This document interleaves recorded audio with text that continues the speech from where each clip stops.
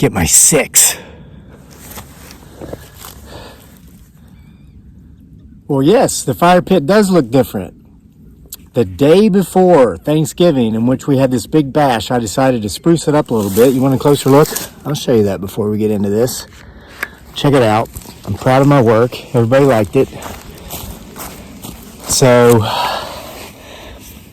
we had these stones stacked 7 rows high, and a friend that was over suggested we take a couple layers off so that the fire would put more heat out instead of more heat up.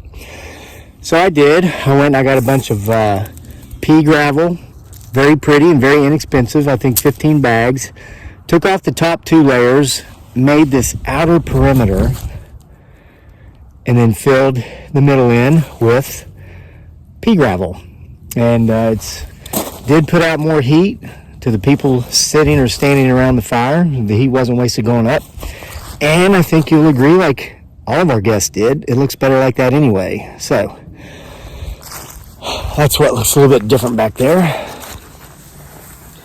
So let me get this thing back here on this tripod and make sure, yep, that's right. You keep getting my 6 back there to see if anyone or anything attempts to come down here and join us around the campfire circle here as I tell this tale.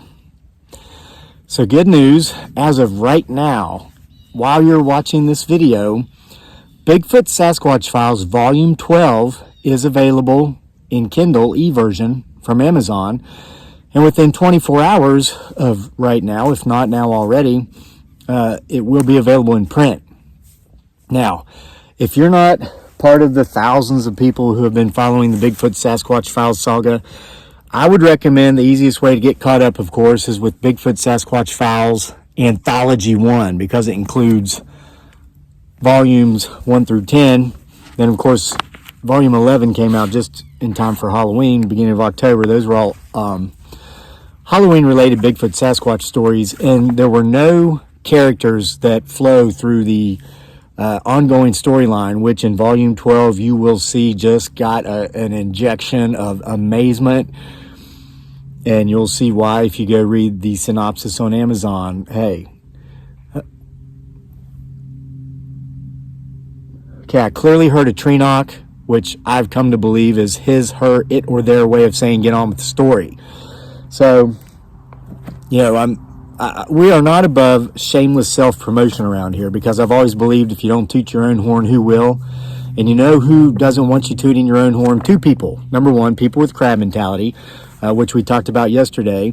And then number 2, the middleman. And when you're like me and like so many people on social media who, you know, do self-publishing, do self-promotion, all that stuff, the middleman ain't making nothing. So,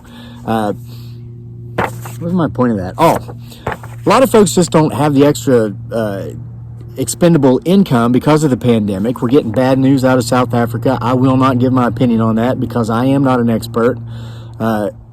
Through much of life, my attitude's been hope for the best but prepare for the worst. I understand that as a social media content creator with a sizable following, that if I am not an expert and I give my opinions based upon a lack of expertise, I am doing more harm than good by spreading misinformation, so I won't. But my point of all that is that I know a lot of folks are still reeling financially, and so I am here today to read you an amazing story submitted by a really interesting individual in regard to an actual Bigfoot Sasquatch encounter. Amazing story. It's just one of many in volume 12. And then, of course, there's that amazing ongoing storyline with the repeat characters. It's huge. So, the video, whatever, you have to name it something on YouTube or people won't click on it. That's true. Does that make it clickbait? No, it means it's a different market. When it comes to literature and reading, you can actually call something what it is, and readers will still read it. It's a different market. It's amazing. But here's what I was going to say. Movie recommendation before this, in 20 seconds or less. If you've not seen a movie called Begin Again, starring Keira Knightley from Pirates of the Caribbean and Mark Ruffalo, the Incredible Hulk, I think it came out in 2014. You ought to go watch it. That'll make a lot of what I just said. It'll make sense about a lot of what I just said. Okay, it's a great movie. All right, so the story's called With Deadly Intent. From a letter received during the summer of 2021, Kevin,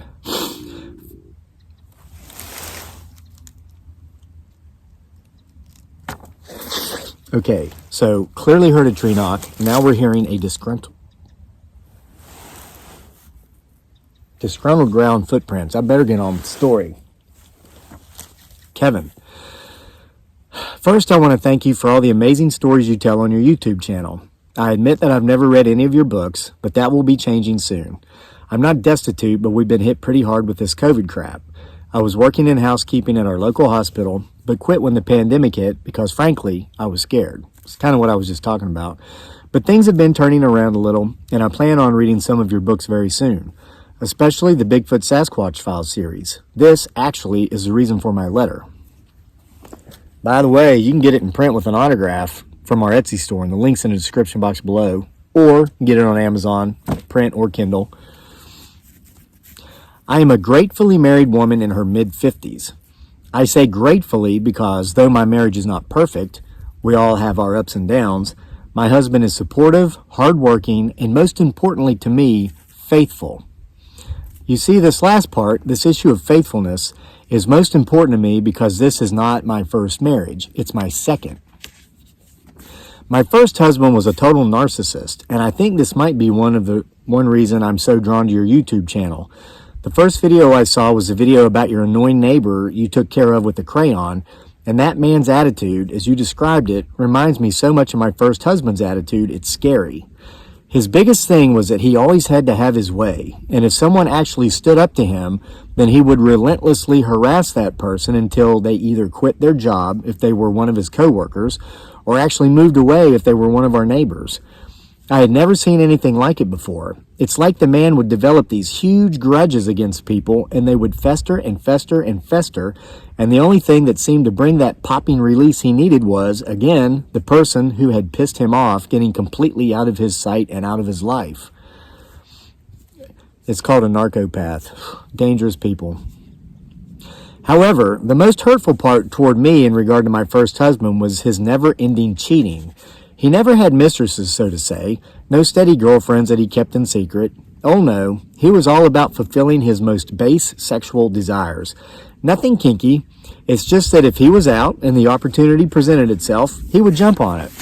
And it's not like he was going to bars or clubs and picking up chicks after he and they had had a few drinks. He would flirt with women in a grocery store or in a fast food restaurant. He was very good looking, very charming, and this actually worked for him. Now, he never did this directly in front of me, though I always caught his eyes wandering and undressing any attractive women we would come across while we were together out in public. But I knew of his extracurricular activities by way of hearsay. But let me point out, it was hearsay that I believed because the ones coming to me with the stories were my truest friends and family members. Wow, there's a tiny bird just feet away from me as if it's trying to give me a warning. Keep your eyes on this ridgeline. Keep getting my 6. Watch for movement. Timestamp it if you see anything. Okay, I believed him, friends, family members, no reason to lie. And after I'd heard about his activities with the third known offense, I called him out on it, and he never even tried to lie. This, his lack of trying to hide his dirty deeds, was painful enough. It made me feel like he didn't even care enough about my feelings to try to lie. But his sense of entitlement in regard to his activities, well, that was just misunderstandable. How could someone be entitled to continuously commit adultery? Then, when I saw your neighbor with the crayon story, it all made sense. Some people are just so entitled, their demands for their desires truly defies logic, and this, in a nutshell, was my first husband. Now, here's where things take a turn for the very weird. After watching the neighbor in the crayon video, I continued to watch some of your other videos, and that is when I saw all of the strange stuff happening around your homestead in regard to the potential Bigfoot Sasquatch that may or may not live in the woods behind your house. And by the way, I absolutely love how you are able to add your wit and very dry, almost English sense of humor into your situation to make your videos both scary and hilarious. I'm a bit too frightened to laugh. I had a similar incident with the potential Bigfoot Sasquatch, and it involved my first husband. And I hate to admit this all these years later, it's been about 20, But it also centered around the day that I almost did something that to this day I cannot believe I was going to do, but that I very much was going to do, and that to this day I thank God the Creator, the Father of my Lord and Savior, Jesus Christ, that I did not do. I was actually going to murder my first husband. I'd always been somewhat of a tomboy. I grew up with 4 brothers and no sisters, and my brothers roughhoused around with me as much as they did each other. They always took me fishing as long as I went out and got the worms, which, when even as a little girl in grade school, I never had a problem with. Our father taught me to shoot, just as he had my brothers, and I was always hunting with them, and the only thing they didn't like about it was the fact that I was a better shot than all of them, and usually I got the biggest buck of the year each deer season. It's called girl power, girl. It was actually through my brother next up from me, he's 15 months older, that I met my first husband. They were friends, and even though I'd always known who he was, and let's call him Ray for simplicity purposes, even though that is not his real name, I'd never known Ray personally until he started coming home with my brother. It didn't take us long to get involved, and he would later admit to me, after we'd become engaged the summer after I graduated from high school, that he'd never really liked my brother, but that he started hanging out with him to get to me. Flattering as that was, I should have spotted it as an early sign of a narcissist, if not right-out sociopath. He was admitting that he used another person, my brother, to get what he wanted, me. But I was young and naive and in love, so what the hell would I have known about any of this stuff back then, right? Right, agreeable, but now we know they're called narcopaths, very dangerous people. Anyway, fast forward to about 5 years after we'd gotten married, and I was not so much in love with this good-looking, conniving, egotistical man whore anymore. I had gotten to the place where I was actually willing to tell him he could do what he wanted out of my sight as long as he did a better job of being discreet about it. Come on now. Sure, finding out he was constantly having one night or morning or late afternoon stands with other women was painful enough. But once it had gotten to the point to where everyone around town knew about it and I had become the laughing stock of said town, well, that was just all another type of pain I had never known, and I hated it. And then he got it on with, is how I'll put it. She didn't hold back here, and it's not held back in the book, so you'll know. He got it on with my brother's wife. Yes, the very brother through whom I met him. It was my brother who'd found out about this first. He did a really good job of keeping his cool and making sure to tell me about the incident, which was quickly evolving into an affair, as I guess they were getting together and doing it often, in a way and in a place that I couldn't fly off the handle and make any embarrassing public scenes. It was the fall of the year, which meant it was hunting season, and my brother, we'll call him Bill, as this is not his real name either, actually took me hunting, and only after reaching that most far-away favorite hunting spot of ours deep back in the woods did he break the news to me. At first, I was mad at my brother. You see, Bill had known about the situation for about a month before he decided to tell me. He admitted that that was because he'd hoped it would be like a one-and-done thing, in which case he would just force himself to forget about it. Man, you guys were raised to have no self-esteem. Not trying to judge, but I hope that's changed. But once he saw it was becoming a full-time thing for his wife and my husband, he knew he had to not just let me know about it, but come up with a plan to deal with it. I gotta take a drink of water. Let me inject a statement, a saying, and a belief here for those of you who would actually consider tolerating infidelity, even if you're not married, regular cheating. Don't chase, replace. Come on now, you're worth it, whoever you are. What's your grand plan, brother? I asked him, and let me tell you, I was in a rage. I'm thankful he'd actually taken me out into the woods like that to tell me. I can only imagine the scene I would have caused. We kill him, my brother said. Bill had always been a joker, but I could always tell when he was joking. I could tell that this time he was not. How? I asked. This stands out so clearly in my mind, it's as if this conversation had taken place only yesterday. Even now, all these years later, I am shocked that my first natural reaction was not to talk Bill out of killing Ray, but wanting to know how he planned to do it because, frankly, I wanted to help. Like this, Bill said, spreading his arms wide. I didn't get it at first, so I asked him what he meant, and he said, "Do you have any idea how many people were killed last year alone by way of hunting accidents?" "No," I told him, and he told me that any given year there are roughly 100 accidental hunting deaths in the U.S. He then told me that what we needed to do was to lure my husband out to our favorite hunting spot, the very spot where we were sitting at the time, and make sure he never comes back. Bill told me that he would make sure to be in the woods already and that I was not to let Ray know this. I was to take Ray out to the spot and split up. Bill would be in his stand, and after I walked off and was safely away from Ray, Bill would shoot Ray in the head with his .308 deer rifle. As much as I wanted to do this, I was nervous, but Bill convinced me. He told me that, surprisingly, Ray had kept his extracurricular activities hidden this time around, again, because the plan was to turn them into a full-out affair, and that no one would suspect that there was ever any deadly intent associated with the accident.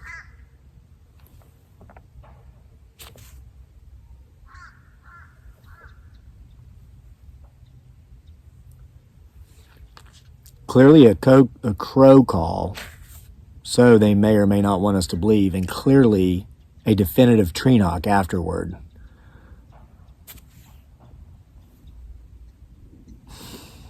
They're like, "Get on with it! Did they kill him?" As much as I wanted to do this, okay, blah, blah, blah, blah, blah, blah. Okay. He further told me that we wouldn't try to hide anything or cover it up. Bill would come clean from the beginning and admit that he'd shot Ray, believing him to be a deer. "No one goes to jail for accidental hunting deaths," he told me. He was convinced we'd be able to carry out this plan, and he was able to convince me, and so I agreed, and I remember being so excited about it. I was finally going to be free of the man who I'd once fallen head over heels for. Let me tell you, he was a really good-looking charmer, but who I'd since come to absolutely despise. I went to Ray and told him that I'd had so much fun hunting with my brother Bill, and that it had made me miss all the times that Ray and I had gone hunting together. Ray and I used to love to go hunting together, but we hadn't done so for a couple of years. In time, I would realize that this was because Ray would rather stay back while I went hunting with my brothers so he could go out and mess around with, is the term I'll use here, some other woman. It took me several days, but I was finally able to twist Ray's arm enough to get him to agree to go hunting with me. The following Friday, Ray took off from work. We went. We didn't get up before dawn like most hunters do, and like we usually had done in the past, because we were as thankful as much for the opportunity to sleep in that day as anything else. By the time we got to our parking spot, the sun had been up for an hour. I deliberately parked where I had because I knew Bill's vehicle would be up the road and around the next turn. Sleeping in had also been part of our plan, as doing so would allow Bill to get the head start that he needed to be in position and ready by the time we got to the spot we'd planned to dispatch, as I know you have to say on social media, my husband. Ray and I had been walking for about half an hour.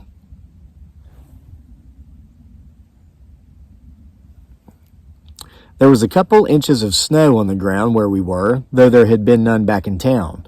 This wasn't surprising because this was common. We lived in very steep hills, and the elevation was considerably higher when we hunted the tops of the hills, and it often snowed up there when it never snowed down in town. All of a sudden, Ray, who'd been walking in front of me, came to a quick stop, and he said, "We're not alone." Oh, great, I thought. Bill had come too far over this side of the hill on his way to his stand, and Ray was seeing his tracks. At least this is what I was thinking. But when I closed the distance on Ray and looked down at what he was seeing, I saw that I was wrong. Very wrong.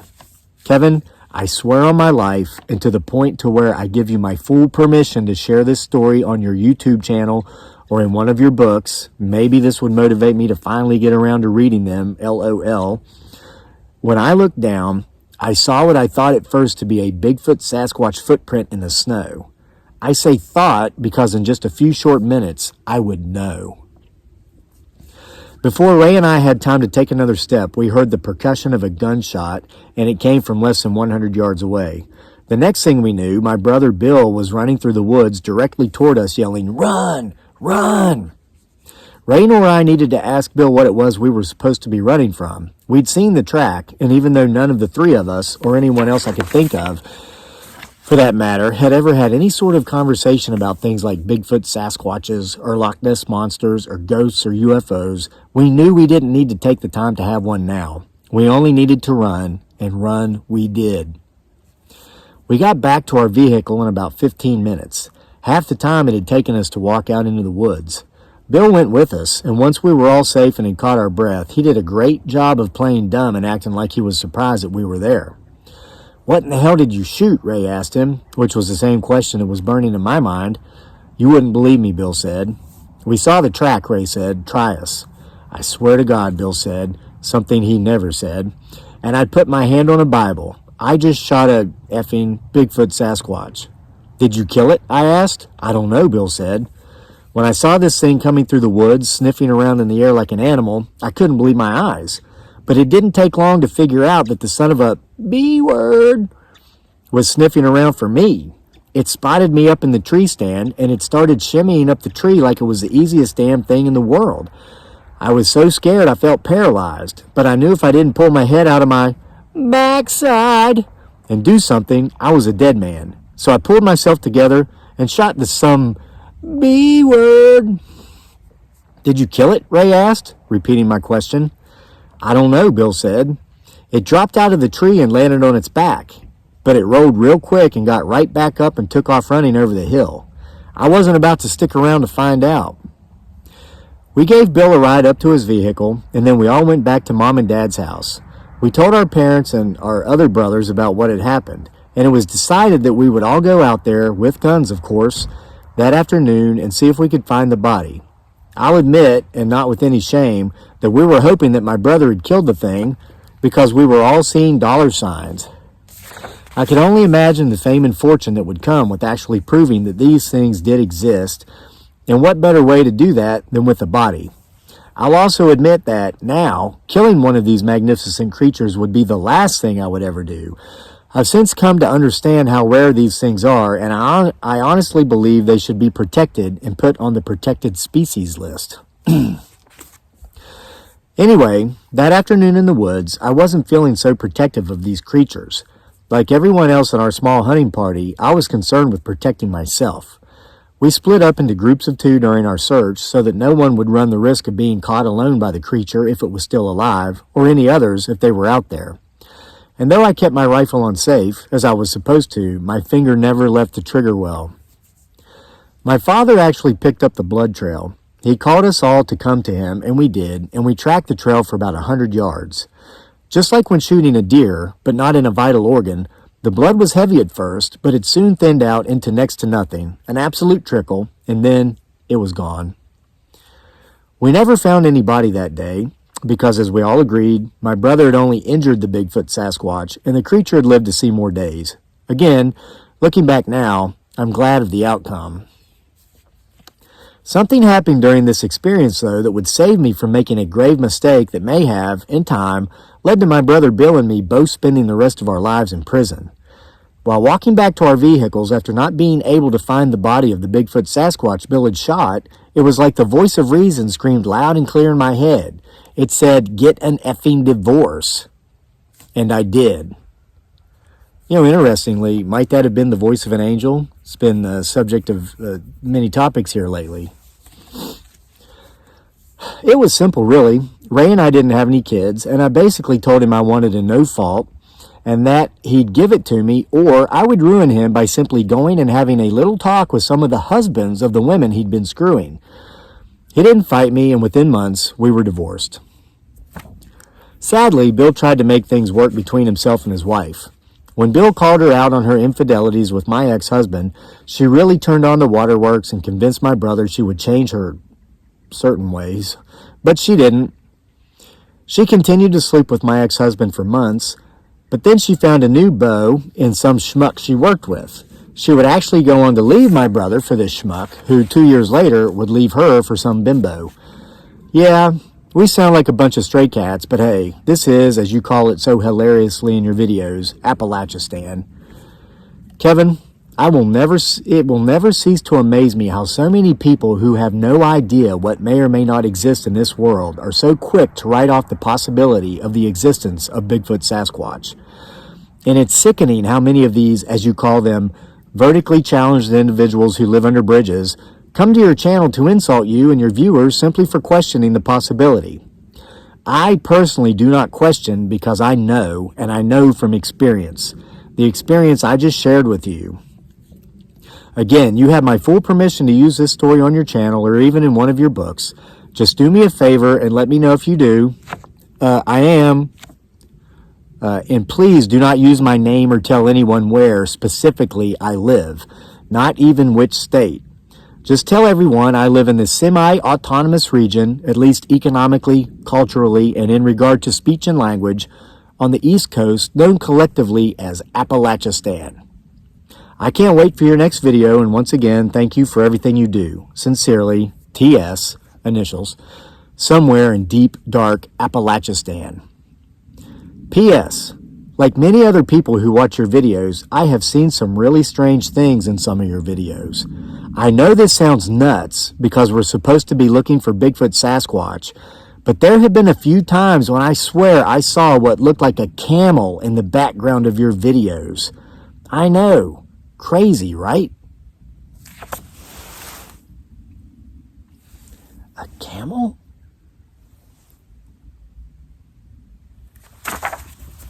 The end.